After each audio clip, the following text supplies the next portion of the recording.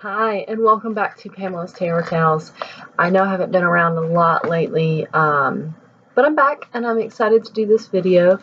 This is kind of a first impressions walkthrough of the Crow Tarot. It just came in. I haven't even looked at it, so I have opened it just to make it easier for the video, but it came in just a plain little padded envelope. And the cards were wrapped in cellophane. Now, in that envelope came the deck. It's just a little tuck box. It did not get damaged, which is good. But she sent this little thank you card with it, which is a print of her thing, and it did get all kind of banged up. So that's kind of a little bit of a bummer, but that's okay, I guess. I mean, it'll have to be, so. Okay, so, yeah, this is the Crow Tarot. I'm trying to remember who it's by. Margot Jones. Yeah. MJ, Cullinane. Anyway, this was off of either Kickstarter or Indiegogo. I don't remember which, but it's supposed to be really cool. This is the little white book. Yeah, Indiegogo. And it says Crow Tarot, Fly Through the Veil. So you just get a little description on each one. It looks like it's not just like the keywords basic from, you know, any standard little white book, but it doesn't go too far into depth. But it is more specific to the deck. So we'll see. Little white book. Okay, so here's the deck. These are the backs. They are reversible. Sorry, my lighting is not fantastic, but we're going to go with it. The very last card in the deck is a thank you art card.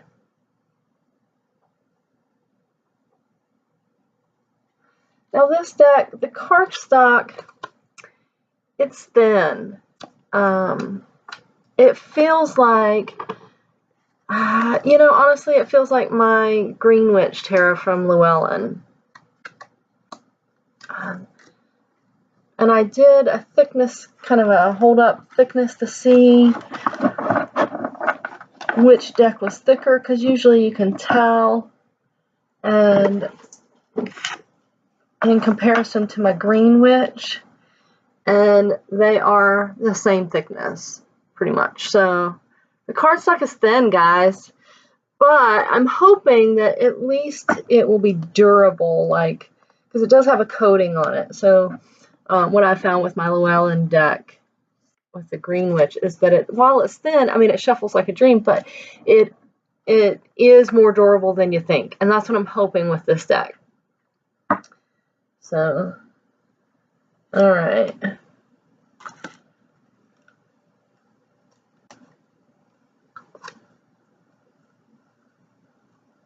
So I'm going to do this, just holding one up at a time. So there's the full card.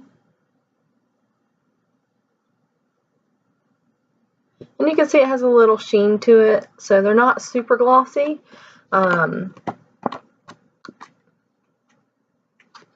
But they are a little bit of sheen. So that will actually help hold up since they are such thin cardstock.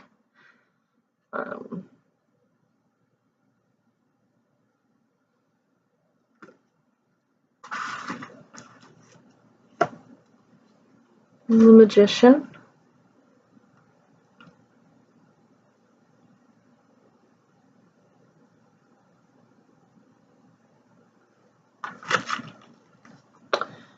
The High Priestess.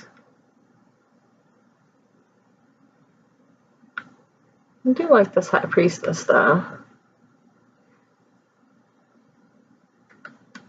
It's interesting. I thought the colors were going to be a little bit more vivid.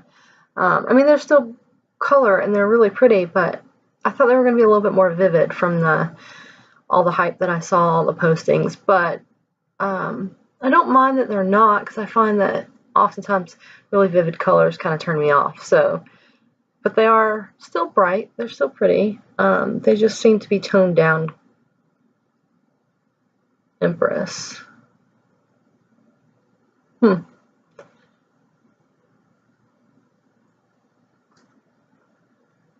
That's the Emperor.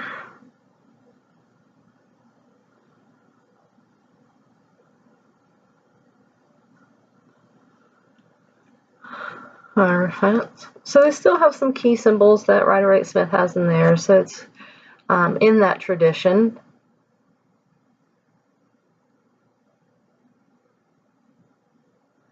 So,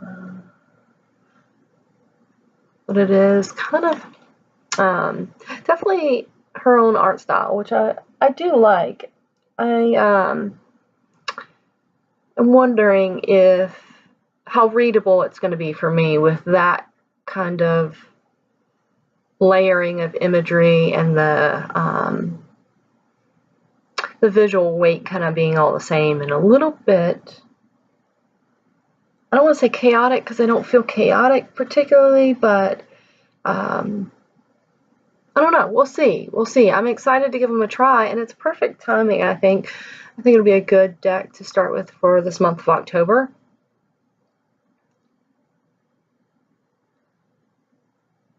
I like this Chariot. Maybe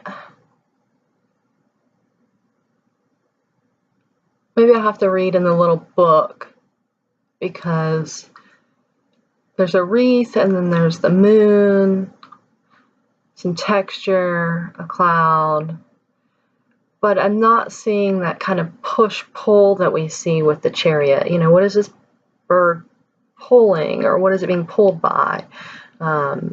Where's the kind of directive force that can also be derailed? Let's look that one up because I'm curious. The triumphant crow soaring through the stormy sky with fearlessness and strength rides a chariot of thunderous clouds to victory. The chariot is assigned to go forward with confidence, and your well-executed plan will be a success.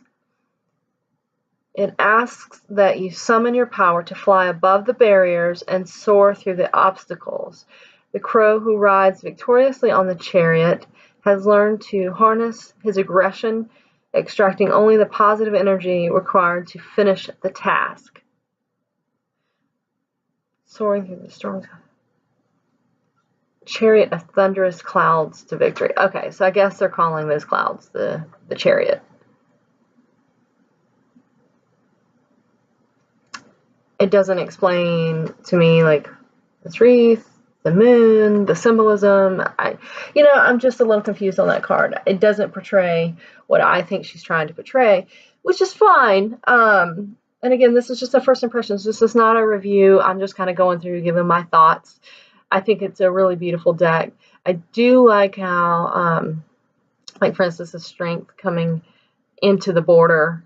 The borders do kind of disappear. They do become part of the art, part of the card. So I think that works really well. I think we all love borderless cards, but at least these borders aren't distracting. They work really well together with incorporated into the art. So I think that's really nice. I do like the strength card.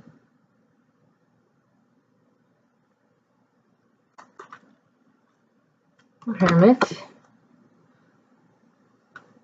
I'm going pretty slow, you guys. Oh well.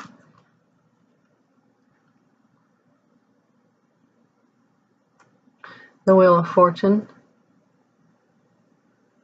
So you've got your lion, you've got a scorpion, there's a snake in the center. Looks like your water bearer, like your Aquarian water bearer. There's your crow, and there's your bull. And some symbols through there too. So interesting. I like that. Justice.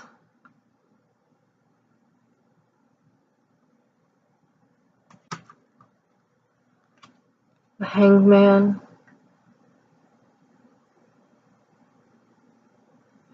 What I do like is that the crow doesn't have, like, there's still a natural things. I mean, they're not dressed up like some animal decks. I don't like it when they're dressed in human clothing. So I really like that about this. I do like this death card. Really cool.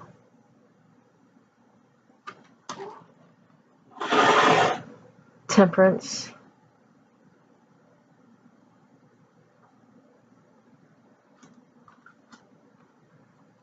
The Devil.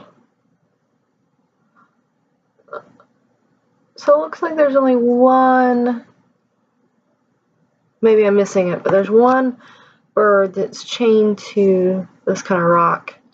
The devil is on this pedestal, but where's the other one?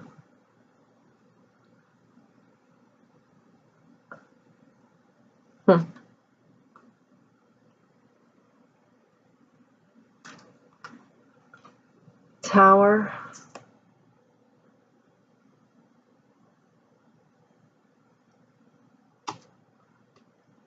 A star.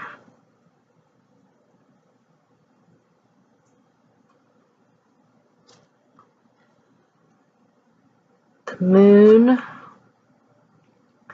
which is what I've got in my printed thank you card, my postcard. I do like this moon card.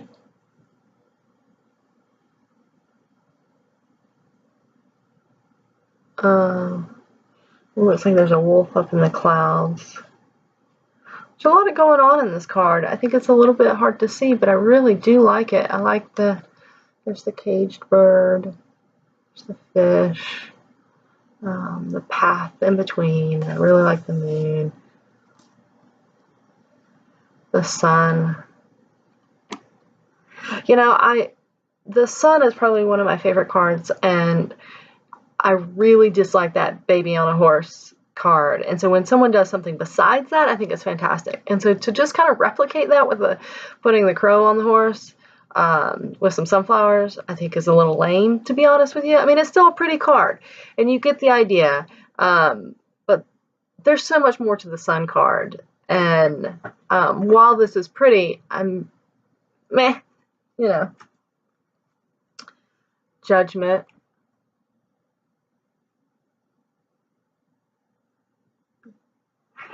Hey, we've got a cat fight. The World. There's your lion, your scorpion, your bull, and just got a water bearer again. And the crow has the wand and the crown.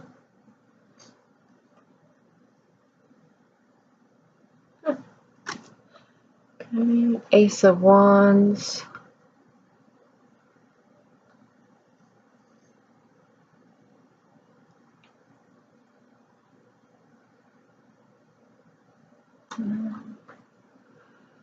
Two of Wands.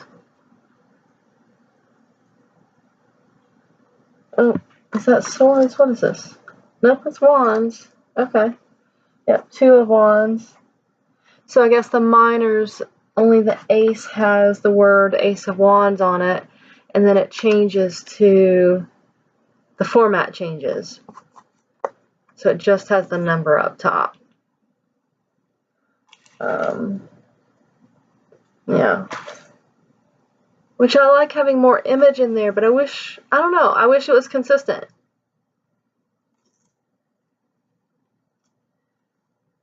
Three of Wands.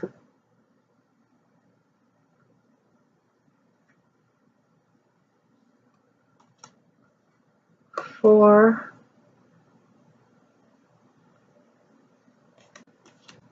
There's your conflict with your five.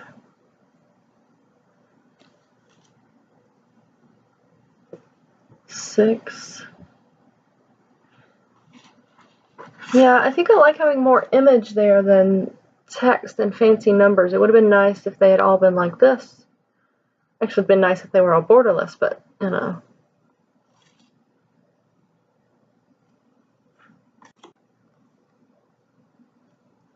Here's your 7.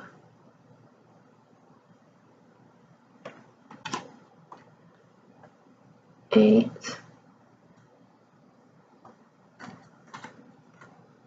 9.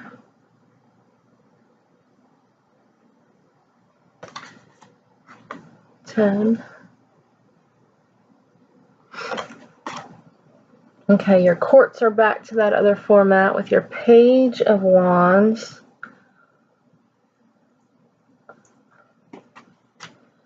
Knight of Wands.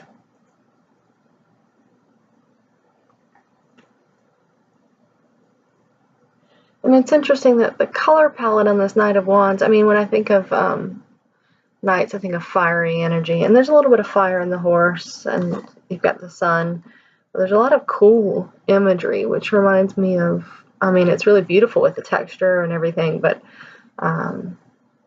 it's a little bit cooler, which does, to me, change the energy of the card. There's your Queen.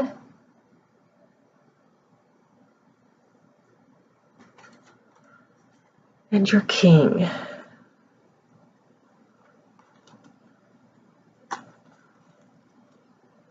Okay, so what's interesting is that you've got, so there's a hard line across the bottom for the page, like you've got with the majors, the same with the Knight, but not with the Queen or the King. Inconsistencies like that. As an artist, I'm an artist, and they kind of drive me a little bit nuts. Pick a style, stick with it. Either one could work really well. There's your Ace of Cups. Really pretty.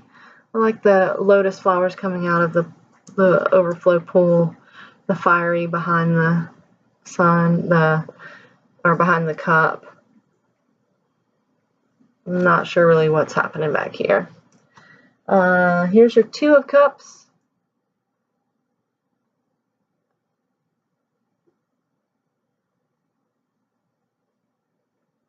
A lot of symbolism. I like that. I think I could get into that card. Three of Cups. So this card traditionally is about community and celebration and happy times and community and coming together. And this kind of looks like the after party almost. You know? The Four of Cups.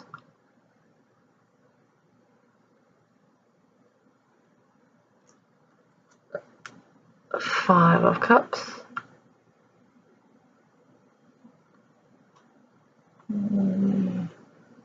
Six of Cups.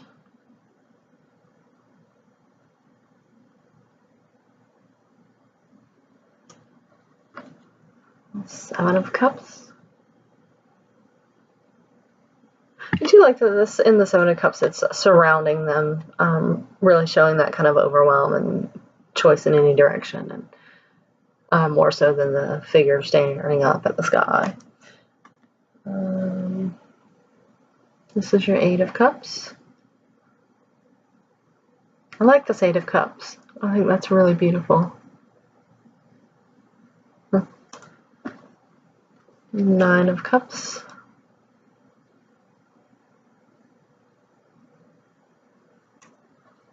And your 10.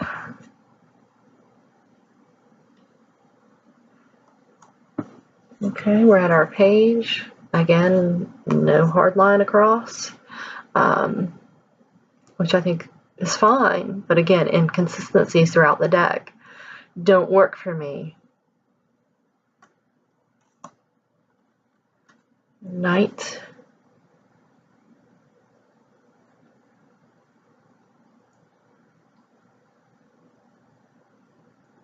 Huh. Queen.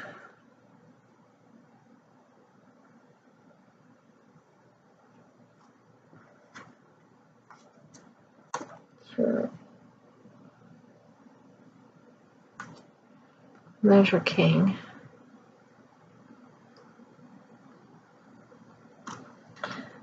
Ace of Swords.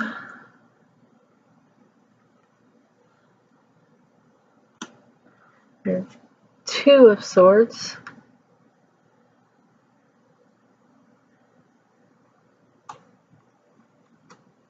Three of Swords.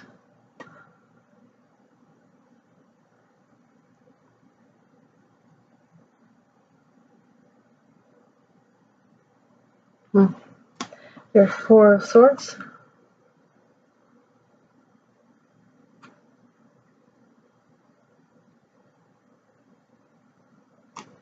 Your Five of Swords.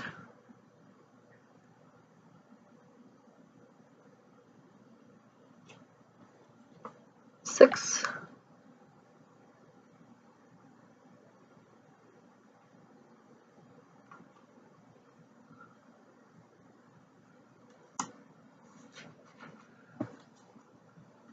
Seven. So I always wonder, you know, and crows are, it makes sense for crows, because crows have, you know, an awesome amount of magic and the symbolism and what's going on with that. And if you take that into the deck, and I do hope that that was really considered with this deck. I think that it was, but I'm not sure.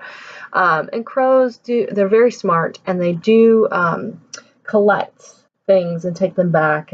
And so, you know, I always wonder in animal decks why the animal would have cups and swords and, you know, things that don't make sense to that particular animal world and their other than the fact that you're just using it as symbolism for what we know in the deck. With crows, I mean, with this one, I knew that was the case. And, you know, I have another animal deck that does that. It's the Animal Totems Tarot, and it's fine, and I don't mind it so much, but it is something that I do kind of consider, and I wonder. But with this, I know that crows do tend to interact with human objects and in a way that can be very smart, and so I can work with that energy. There's your 8. I do like this 8. Pretty standard imagery, but I like it. 9.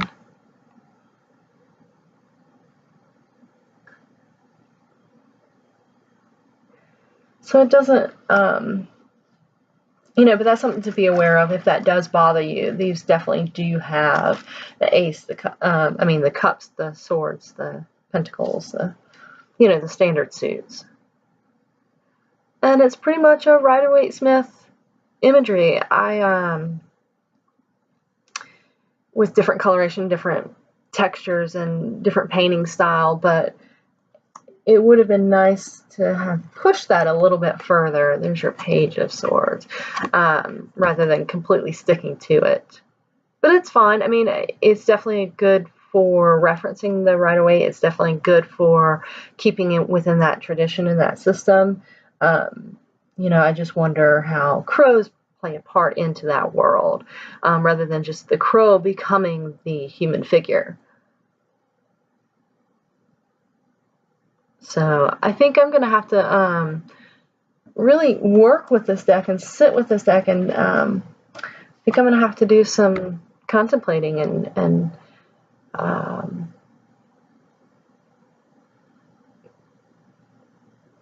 do some cleansing and see how I want to interact with this deck, because I do think it's really pretty. I do like the kind of a little bit more subdued colors. I do like the textures. I do really like the artwork. I'm just curious how it will be as a reader for me. And there's your Ace of Pentacles.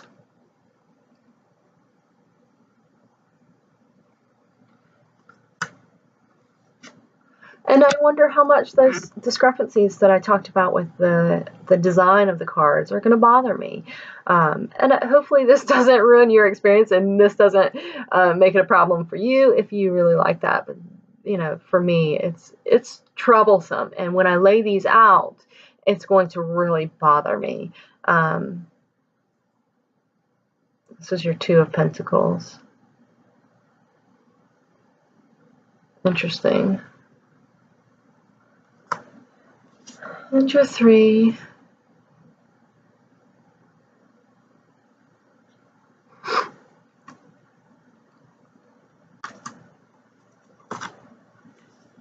Your Four.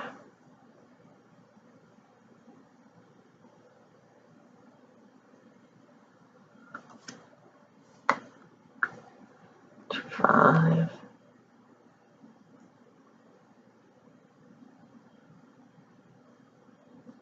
The other thing about the backs is I did say they were reversible, but if you look, this is right side up. There's a little yellow brushwork on the outsides, and it looks like there is on this side, but it's definitely different than this side. So if you really look closely, it would be slightly different.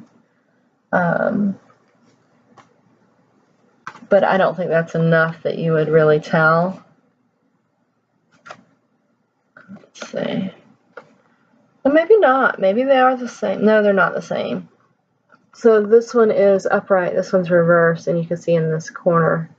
Actually, I don't know if you can see in this, but it's minimal. It's minimal. It's not enough that it's going to bother me, which is good. 5. There's our 6.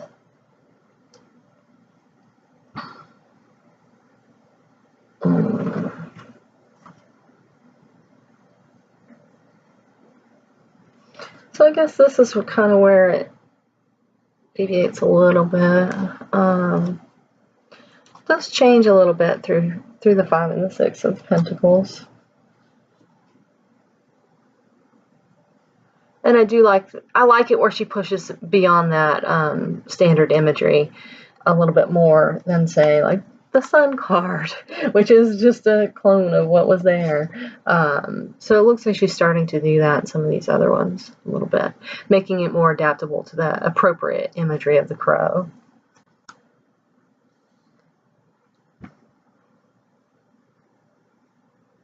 Nine.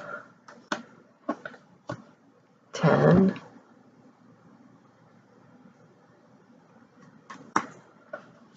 Your Page. But it doesn't really deviate much. See, and I don't mind that, you know, I like that the Knights have horses. That makes sense. Looks like this is the only black horse. And crows do interact with horses. I mean, but I like, you know, it doesn't bother me with the Knights, which is good. Queen of Pentacles.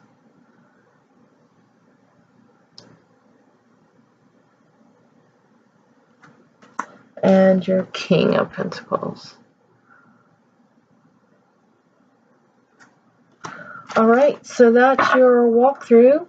There's your thank you. So thank you for joining me for this. I hope this was helpful. This was a first impressions.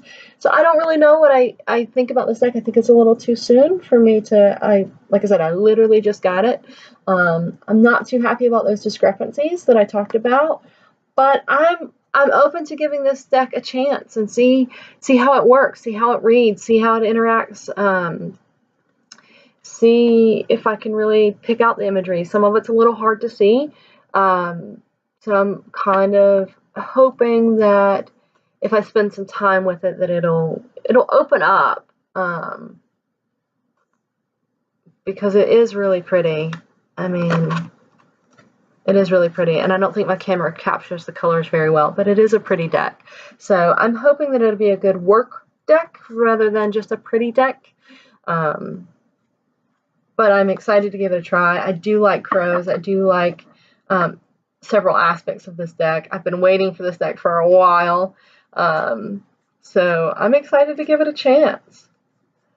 So if you have this deck, or if you don't have this deck, comment below. Tell me what you think. Do you like it? Do the things bother you? What works for you? Have you worked with this deck? Let me know how it is as a reader. Maybe I can work with it for a while and get going and see how it does and come back and do a review. So anyway, thanks for joining me. This is Pamela with Pamela's Tarot Tales, and I'll see you next time.